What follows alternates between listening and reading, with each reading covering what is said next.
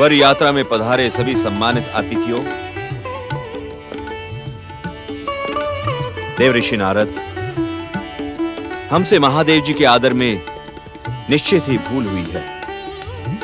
मैं पर्वतराज हिमालय इस भूल का सुधार करने के लिए हाथ जोड़कर आप सबसे क्षमा याचना करता हूं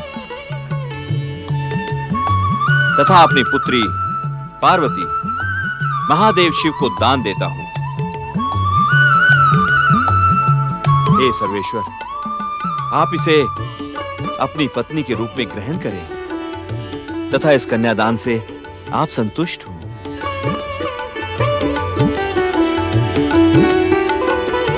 देवादिदेव महादेव शिव शंकर की जय। हे शिव शंभु, इस पवित्र अग्नि को साक्षी मानकर आप अपने वैदिक विवाह को संपन्न करें।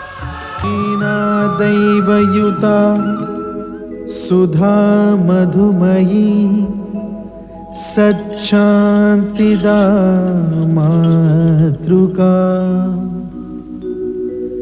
तद्वद्दैवयुतो हिमाचल इति साक्षात् स्फटिका पिता।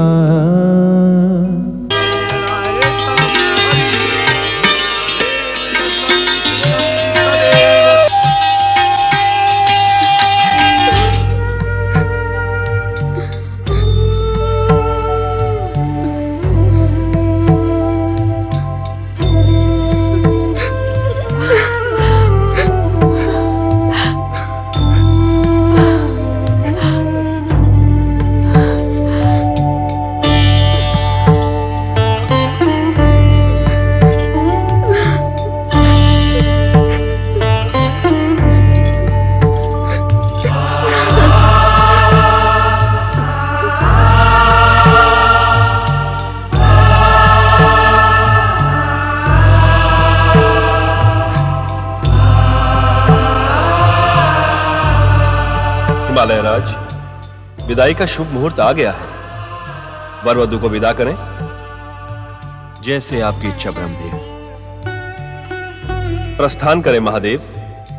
देवादिदेव महादेव तथा माता पार्वती की जय। देवादिदेव महादेव तथा माता पार्वती की जय। देवादिदेव महादेव तथा माता पार्वती की जय। महादेव शिव, महादेवी पार्वती, आप दोनों का शुभ विवाह वैदिक रीति से परम देव श्री महागणेश की कृपा से निर्विघ्न संपन्न हुआ है। आप दोनों का वैवाहिक जीवन शुभ रहे, यही हमारी शुभकामनाएं हैं। विश्वेश्वर शिव शंकर और विश्वेश्वरी देवी पार्वती, आप दोनों के शुभ विवाह से संसार का कल्याण और जन जन की मनोकामनाएं पूर्ण होंगी। पृथ्वीवासी सदा सदा इस शुभ विवाह से प्रेरणा प्राप्त करेंगे। कल्याणकारी शिव और ममतामयी शिवा की कृपा सदा सदा संसार को प्राप्त होती रहे, यही हमारी शुभकामना है। नारायण नारायण भोलेनाथ, आज इस शुभ अवसर पर उपजे आनंद के कारण मेरे मुख से शब्द ही नहीं निकल रहे हैं। नारद, यदि तुम भी अपनी विवाह की स्वीकृति दे दो तो हम सभी को एक बार पुनः ऐसे शुभ अवसर पर सम्मिलित होने का अवसर मिलेगा। मेरे परम शिष्य नारद, मैं तुम्हारा गुरु हूं, परंतु मुझे यह कहने में तनिक भी संकोच नहीं है कि तुम अपनी भक्ति जिज्ञासा के कारण ही आज विधाता के सबसे अधिक समीप हो। यदि विवाह की इतनी ही इच्छा है तो अपने अभिनय की चतुराई को प्रस्तुत करते हुए विधाता को प्रसन्न कर लो। नारायण नारायण, गुरुवर प्रसन्न तो मैं उन्हें कर लूंगा और उनकी प्रसन्नता से इस नारद को नारदी मिल भी जाएगी। और आप सबकी कृपा से मुझे पूर्ण विश्वास है कि वो नारदी इस नारद से प्रसन्न भी रहेगी। किंतु नारायण नारायण। अपनी बात कहते कहते रुक क्यों गए नारद? निसंकोच कहो। माता, विवाह का प्रसंग आते ही मुझे दो बातें अत्यधिक भयभीत करती हैं। एक तो ये कि कहीं नारदी को प्रसन्न करने के चक्कर में आप सबकी प्रसन्नता से वंचित ना रह जाऊं। और दूसरा, वो युगों पूर्व की वो घटना जब विवाह के लिए मछले मेरे मन को श्री हरि विष्णु के दंड के कारण वानर मुखी बनना पड़ा था। नारायण नारायण, क्या इस दीनहीन नारद से आप सभी के प्रति कोई अपराध हुआ है, जो आप भोलेनाथ के शुभ विवाह के अवसर पर मुझे परिहास का केंद्र बना रहे हैं?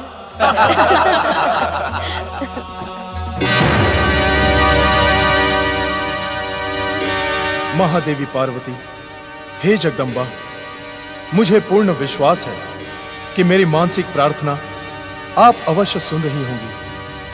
हे शक्ति स्वरूपा माता, हम सब देवगण आपकी कृपा के इच्छुक हैं माता।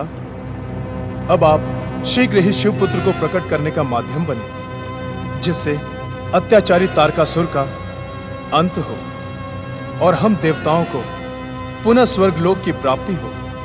माता, अब आप शीघ्र ही शिवपुत्र को प्रकट कर जगत का कल्याण करें। शक्ति स्वरूपा देवी पार्वती, माता, हम देवताओं को उद्धार का मार्ग आप ही दिखा सकती हैं। हम पर कृपा करें ममतामयी माता, दया करें, हमारा उद्धार करें। देवी पार्वती, देवराज इंद्र, देवी शची और देवताओं को आप अपने कृपा वचनों से निश्चिंत करें। देवगणों, देवी शची, परम देव श्री महागणेश की इच्छा एवं महादेव शिव की कृपा से मैं आपकी मनोकामना शीघ्र पूर्ण करने की निमित्त बनूंगी। देवाधिदेव महादेव एवं महादेवी पार्वती की जय। त्रिदेव ब्रह्मा विष्णु महेश एवं त्रिदेवियों सरस्वती लक्ष्मी और पार्वती की जय। नारायण नारायण, देवादिदेव महादेव एवं शक्ति स्वरूपा माता पार्वती, आज के इस परम आनंद के अवसर पर आपका ये परम भक्त नारद आपसे कुछ मांगने का इच्छुक है। नारद, तुम्हारे मन में जिसके कल्याण की बात उठ रही है, हम स्वयं उसको उसका सौभाग्य लौटाने के इच्छुक हैं। किंतु क्या प्रभु? नारद, देवी पार्वती से विवाह के पूर्व जब हम योग और वैराग्य को अपना सर्वस्व समर्पित कर चुके थे, तब देवताओं का प्रोत्साहन पाकर प्रेम पर्यण के देवता पुष्पधन्वा कामदेव हमारे संकल्प को ध्वस्त करने का दुस्साहस कर हमारे क्रोध से भस्म हो गए थे। आज इस शुभ अवसर पर तुम उन्हें पुनः जीवन प्रदान करवाने के इच्छुक हो। भोलेनाथ, आप तो दया के सागर हैं। देवताओं की प्रार्थना पर एवं संसार के कल्याण के लिए पुष्पधन्वा कामदेव बलि चढ़ गए थे। हम सब की आपसे विनम्र प्रार्थना है कि उन्हें पुनः जीवन प्रदान करें। आप तो मृत संजीवनी विद्या के अधिष्ठाता हैं। कामदेव की असमय मृत्यु से हम सब पर जो भयानक पाप लगा है, आज आप कामदेव को पुनः जीवन देकर हमारे पापों को पुण्य में बदल दे। देवराज इंद्र, हम जानते हैं चतुर नारद की प्रेरणा के अनुसार आप लोग आज के ही दिन की प्रतीक्षा कर रहे थे। नारद की ही योजना के अनुसार कैलाश पर अदृश्य रूप में देवी रति उपस्थित हैं। देवी रति प्रकट हो, देवी रति प्रकट हो, देवी रति प्रकट हो। प्रणाम भोलेनाथ, प्रणाम माता पार्वती। अब आपको भयभीत होने की आवश्यकता नहीं है देवी रति। विधाता ने जब इस संसार की रचना की थी, तब कुछ नियम भी निश्चित किए गए थे। ब्रह्मदेव एवं श्री हरि विष्णु उन नियमों से भली भांति परिचित हैं। कैसे नियम प्रभु? नारद, भगवान हर इस समय जिन नियमों की ओर संकेत कर रहे हैं, तुम उनसे भली भांति परिचित हो। प्रभु, यदि मैं उन नियमों को जानता तो उन्हें पूछने का प्रश्न ही क्यों करता? क्योंकि प्रश्न करना तुम्हारा स्वभाव बन गया है नारद। जिस प्रकार प्राणी लोक के मानव के भीतर मन और आत्मा का संघर्ष चलता रहता है, ठीक उसी प्रकार तुम्हारे भीतर भी प्रश्नों का सागर उमड़ता रहता है। परमपिता, इसमें नारद का तनिक भी दोष नहीं है, क्योंकि नारद तत्व का निर्माण जिज्ञासा एवं प्रश्न जैसे रसायन से किया गया है। भोलेनाथ, आप कृपा करके उन नियमों का परिचय तो दे दें। परम देव श्री महागणेश के इस इच्छा संसार में प्रथम दिन से ये नियम निश्चित किए गए थे। हम त्रिदेव एवं त्रिदेवियां शाप, ताप, द्वेष, दंश, ऐहिक एवं दिव्य शक्तियों से परे हैं। भोलेनाथ, आप तो रहस्यों के भी रहस्य हैं।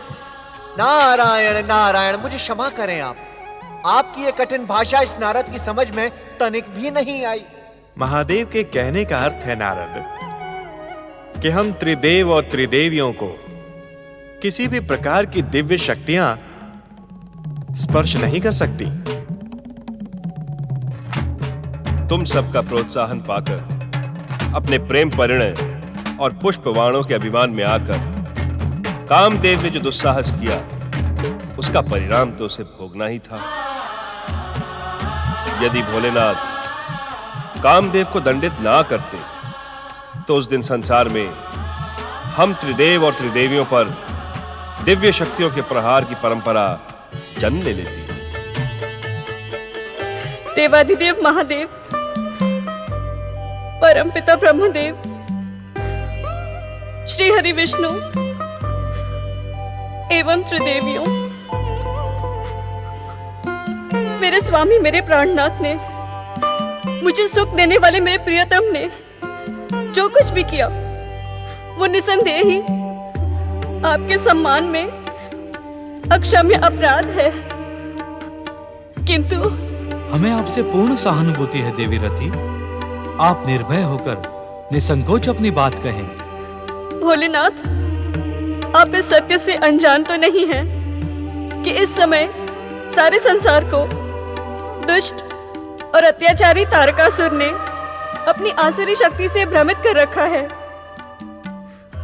मेरे स्वामी भी अन्य देवताओं के समान उसी के सताए हुए थे।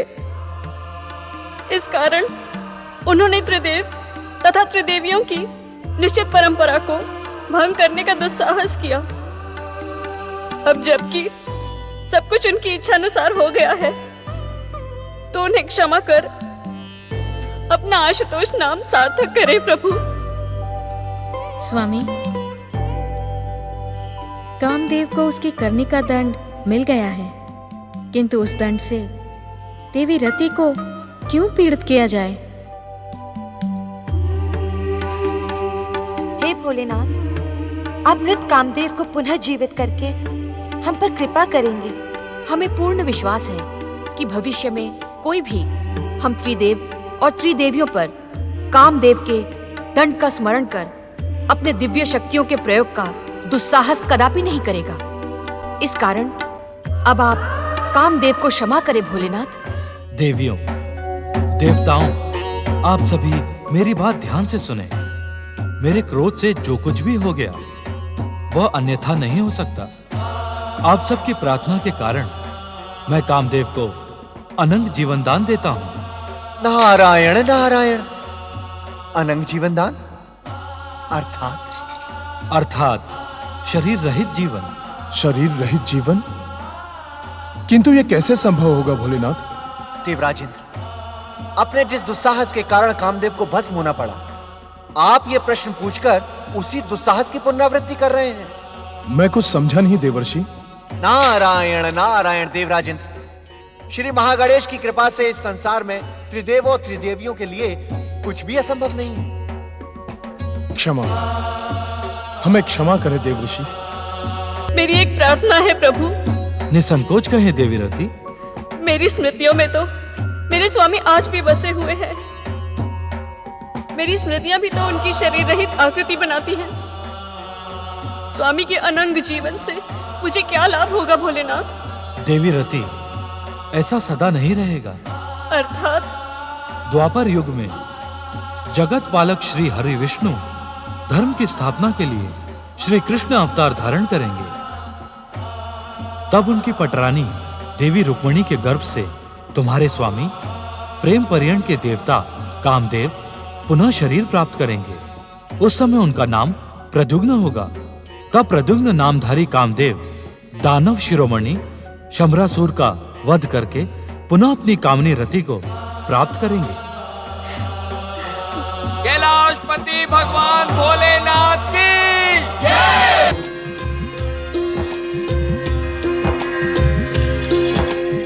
पति परमेश्वराय नमो नमः।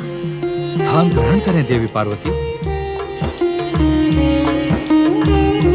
देवी पार्वती, क्या तुम्हें अपने सती जन्म का स्मरण है? स्वामी, आपकी कृपा से मैं उस दुखद अध्याय को अब तक भूली नहीं हूँ, किंतु आज आपसे मिलन के इस शुभ अवसर पर मैं उसका स्मरण करने की इच्छुक नहीं हूँ। देवी पार्वती, जीवन में बीती हुई हर घटना भविष्य की प्रेरणा होती है। वो वर्तमान को सुखद बनाने का माध्यम बनती है। स्वामी, आपकी कृपा से मैं इस सत्य से भी अनविज्ञ नहीं हूँ, किंतु जो आकांक्षा जन्म जन्मांतर से मेरे हृदय को उद्विग्न कर रही थी, उसके पूर्ण होने का समय आ गया है। कैसी आकांक्षा देवी पार्वती? अंतर्यामी, आप तो हर मन का रहस्य जानते हैं। क्या अपनी जीवन संगिनी पार्वती की आकांक्षा का ज्ञान नहीं, अथवा कोई अन्य कारण है? मुझे तुम्हारी आकांक्षा का ज्ञान है देवी पार्वती, किंतु मिलन की इस मधुर बेला में मैं वो आकांक्षा तुम्हारी मधुर वाणी से सुनने का इच्छुक हूँ। ऐसा क्यों स्वामी? देवी पार्वती, आज युगों के पश्चात तुमसे मिलन हुआ है। इस मिलन की मधुर बेला में तुम्हारी वाणी सुनने का लोभ मैं कैसे छोड़ दूं? स्वामी, जन्म जन्मांतरों से मेरी आकांक्षा है कि परम देव श्री महागणेश मेरे पुत्र के रूप में दिव्य अवतार धारण करें। श्री महागणेश ने स्वयं मुझे वचन दिया है कि वे मेरे पार्वती स्वरूप में स्वयं पुत्र का दिव्य अवतार धारण करेंगे। देवी पार्वती, ये समय तो एक लंबे वियोग के अंत का है, भावी पुत्र के विषय में चर्चा का नहीं है। देवी पार्वती प्रिय, हमारे विनोद को गंभीरता से ना लो। कैसे न लूं स्वामी? आपके इस विनोद में मेरी जन्म जन्मांतर की आकांक्षा छुपी है। परम देव श्री महागणेश के वचन पर विश्वास रखो। समय आने पर तुम एक तेजस्वी पुत्र की माता अवश्य बनोगी। यह विधि का निश्चित विधान है, परंतु उसके लिए इस समय चिंता की आवश्यकता नहीं है देवी पार्वती। जैसी आपकी आज्ञा स्वामी। ओम महागणेशाय नमः स्वाहा। ओम महागणेशाय नमः स्वाहा। ए दुष्ट ऋषि मुनियों, तुम ये महागणेश का यज्ञ करके हमारे स्वामी स्वर्गाधिपति दैत्यराज तारकासुर के विरुद्ध षड्यंत्र रच रहे हो। हम तुम्हें ये धार्मिक अनुष्ठान संपन्न नहीं करने देंगे। दुष्ट मूढ़ बुद्धि, तुझे अपने सर्वनाश का तनिक भी भय नहीं? परम देव श्री महागणेश विघ्नेश्वर है। उनके नाम स्मरण मात्र से विघ्न बाधाओं का अंत होता है। जीवित रहने का इच्छुक हो तो लौट जा यहाँ से, लौट जा यहाँ से, अन्यथा परम देव श्री महागणेश का क्रोध तेरा अंत कर देगा। असुर वीरों, ये दुष्ट ऐसे मानने वाले नहीं, इन्हें अपनी शक्ति का परिचय दो।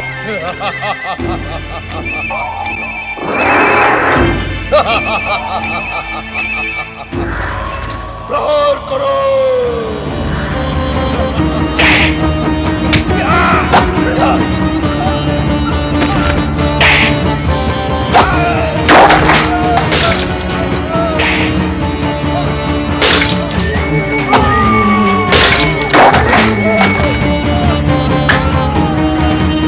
महागणेश रक्षा करो।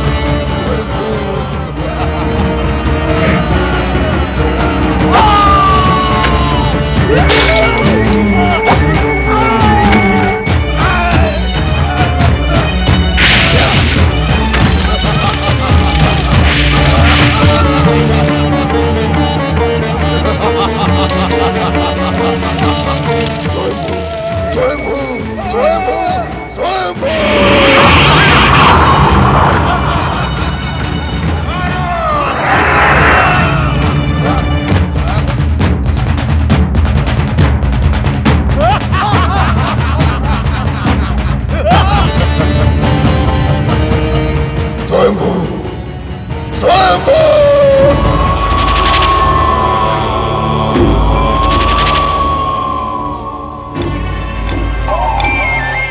असुर सेनापति प्रकट हो। सेनापति, इस बार इंद्र और देवगण तुम्हारे प्रहारों से बच गए, किंतु अब उन असुर शत्रुओं को बंदी बनाकर मेरे सबक प्रस्तुत करो। स्वयंभू, जो आज्ञा असुरराज।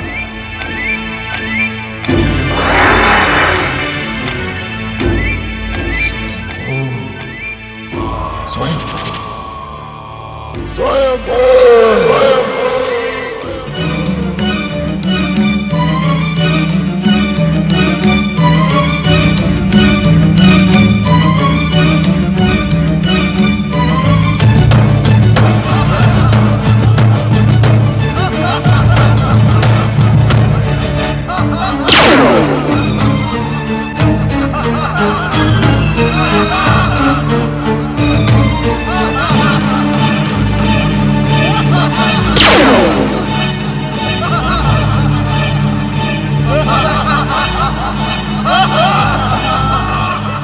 हमारी दिव्य शक्तियां काम नहीं कर रही हैं देवराज।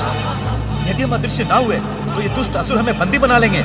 हम सबको श्री महागणेश से रक्षा की प्रार्थना करनी होगी। रक्षा करें परमदेव श्री महागणेश, रक्षा करें। त्राहिमाम, त्राहिमाम, त्राहिमाम, त्राहिमाम।